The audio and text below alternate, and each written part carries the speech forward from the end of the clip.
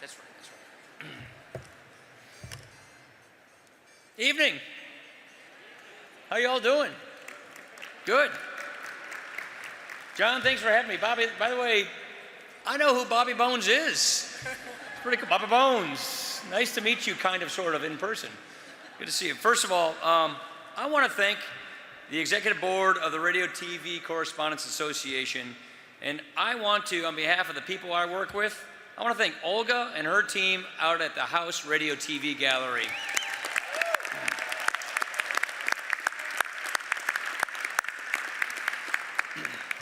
Ladies and gentlemen, tonight I have prepared my remarks in a way that will forever revolutionize the way that you hear speeches. It's going to be organized in a stream of bullet points. They tell me that that was an Axios joke. Brandon Bunk swore to me that that was going to be a funny joke. I wasn't so sure. Thank you for proving me right. Look, some of you may be wondering why I came here so soon after my star turn at the Al Smith dinner. Never too early for a speaker to work on his next gig. Plus, I had a whole bunch of leftover dad jokes I had to work on tonight. This may surprise you, but after that Al Smith dinner, where I spent about a third of the time riffing on the president, he gave me a call the next morning, pretty early on, and he actually really liked the speech.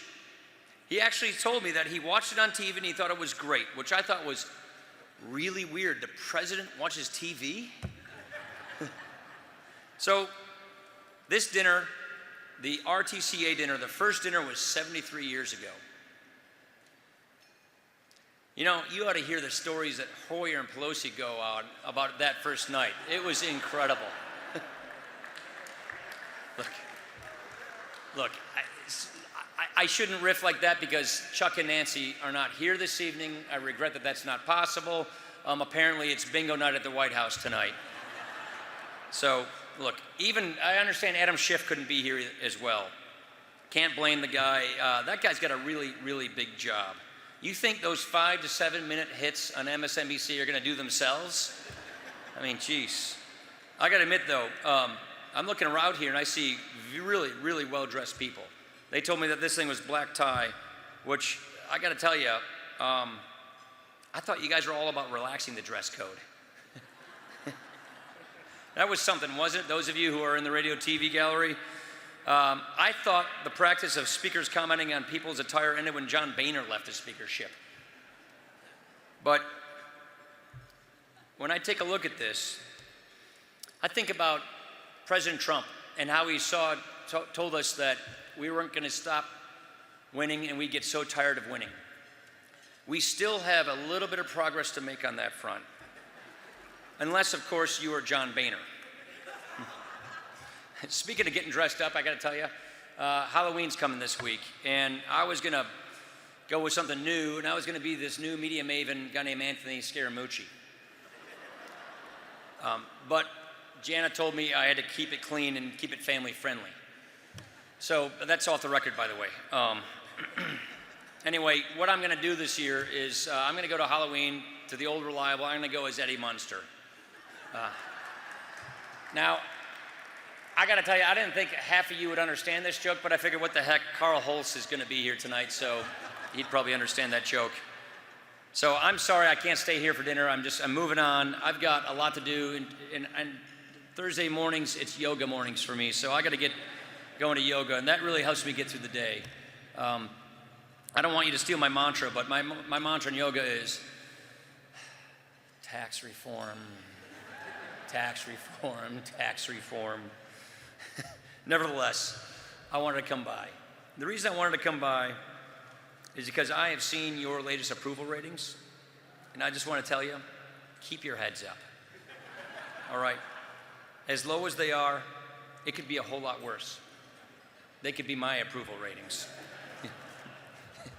But I'm sure you don't want to take an advice from a politician, somebody you cover. But I do have one piece.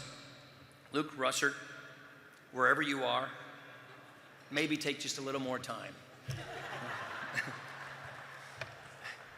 By the way, on the way over here, I was going through all the president's tweets. Just kidding. I actually don't read those things. But some of the things I just don't like talking about. Some things I don't like talking about, like Aaron Rodgers' injury. You know what? The president called me right after that as well. And he was very, very thoughtful. He offered to send me Jared Kushner to start for the Packers in his place. I got to tell you, the president is, he offers a lot of ideas. We talk all the time. He calls me up with just a lot of different ideas. Let me just give you one example. As you know, he's a big reality TV guy. He keeps telling me, these jobs are like reality TV. Like being Speaker of the House, it's just like reality TV. You've got Shark Tank, Man vs. Wild, Swamp People, Survival. And of course, you've got The Biggest Loser. That's the president's favorite one. But I know that this year there were some big issues with media access at the Capitol. And so I want to get serious for a moment. Like all that Robin Stanchion stuff over in the Senate. I know you were thinking it was going to be an adult daycare center over there or something like that. But sometimes these things just go a little too far. Like, we believe in having an open access, but sometimes you just got to watch the limits. Like last week, I'm in my office, I'm talking with my staff, and there's Chad Pergram, outside washing my window. I think we even have a photo of it. I mean, dude, give me a break. And then I go down Pennsylvania Avenue, I go get a haircut, and apparently Phil Mattingly moonlights as a barber. Look, I know things were a little rough at CNN, but geez. So, this is the one that gets me. How the heck did Nora and Charlie and Gail get into my damn yoga class? What is this? Even hunting, it's the one thing I do to get away from things. It's the one thing I do to get away from all of this. Casey, it is just really not that safe. So, we all need to be proud in the Capitol that we set the standard for media access. And I just want to tell you, on really an actual serious note, we are proud that we do set the tone and the tempo for media access in the Capitol. And we need to strive to keep it that way. And as we do, there are a few actual serious thoughts I'd like to leave with you. One of the things you've heard me talk about, and those of you who are on the Capitol beat, is that we need to improve our political discourse. Yes, there is room for improvement in this category. But too many of us in these jobs, we think we're all infallible. We think that we always have it right. And I've got to tell you, I'm the first to admit we are not perfect. We do not always get it right. That fact has been well checked and well reported. But even in this room, I think we can admit that the media sometimes gets it wrong from time to time. And then there are times that we actually just disagree on what is right and what is fair. A little more humility from all of us, from both of us, a little more listening could help as well. More than anything, we're here to challenge each other. That push and that pull, that makes our system stronger. This makes our system more resilient. This is a feature, it's not a bug.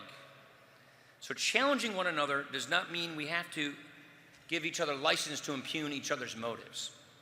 We don't have to be so obsessed with keeping score. And both sides of this equation, this happens all the time. It doesn't have to be so adversarial. Things will never exactly be tranquil. I recognize that. When a former Senate historian tried to definitively trace back the problems between politicians and the press, he said he stopped when he got to the first Congress.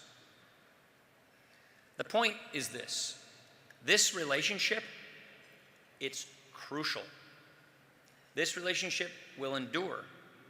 The institutions will endure. We have a very messy system, but this messy system of government is the best possible system, and this messy system of government completely relies on a free and open press.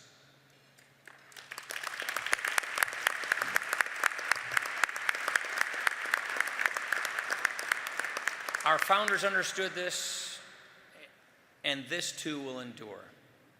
Our republic does not work without what you do. And beneath all of this scar tissue, beneath all of this assumed cynicism, which we have at a high level these days, we all do share a common humanity. And we ought to make that just that, more common. We all need to make our vibrant public square something where disagreements are emphasized but not exploited. We need to make sure that our ideas are debated in full, free, open debate, but not just in our echo chambers. And we need to make sure that the values that we uphold and the principles we pass on are strong enough to get us through any stormy moment. So the invitation that I want to give to you on behalf of us, I see Joni here, I see a lot of my colleagues, I see Joe over there.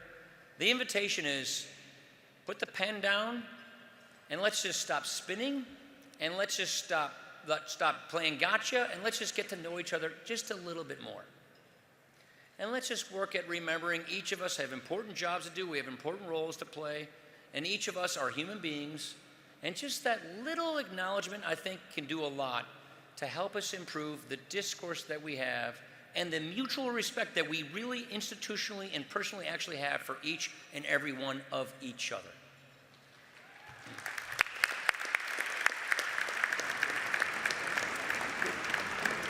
Yes, Joe Crowley, even you.